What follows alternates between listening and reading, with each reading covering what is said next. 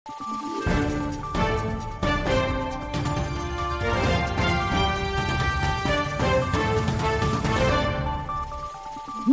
araw, Pilipinas! Ito ang Valiente News hatid sa inyo ng Office of the Vice President.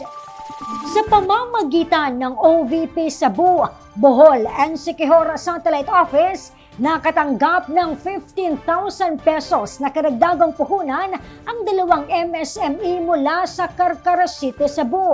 Narito si Maribeth Adlawan para sa karagdagang detalye. Pagbebenta ng gata ang pangunahing hanapbuhay ni Jenny Cabilia ng Carcara City, Cebu.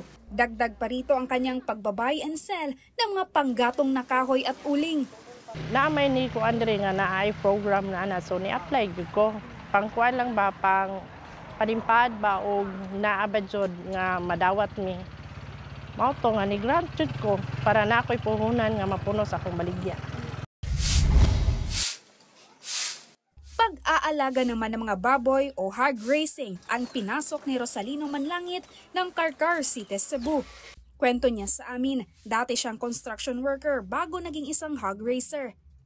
Hilig mo ko sa baboy.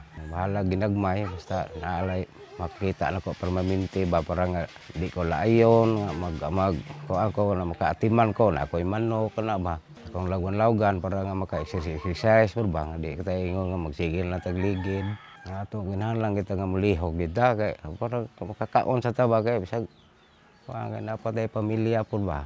Sina Jenny at Rosalino ay kabilang sa maraming Pilipino na nakatanggap ng tig 15,000 pesos na karagdagang puhunan sa ilalim ng Magnegosyo to Die program. Anila, panibagong pag-asa ang hatid sa kanila ng MTD program ng tanggapan. Pangkuan taon niya, katabang-tabang taon niya sa mga pamilya po niya. Sa ginagmay lang, kuan, basta nga kinising-kasing lang iyahang paghatag rin amo sang dawatong po sinasing-kasing po ang pagdawat niya. Daghan kayong salamat sa gihatag nga puhunan ug puhon-puhon nga malambo ra jud ni. Mula dito sa Carcara City, Cebu, ako si Maribeth Adlawan. Lahat para sa Diyos, bayan at pamilyang Pilipino. Valiente News. Abangan ang iba pang mga balita dito lamang sa Valiente News. Ako si Claudette Loreto para sa makabuluhan, naninindigan at matapang na mga ulat at impormasyon. Maraming salamat.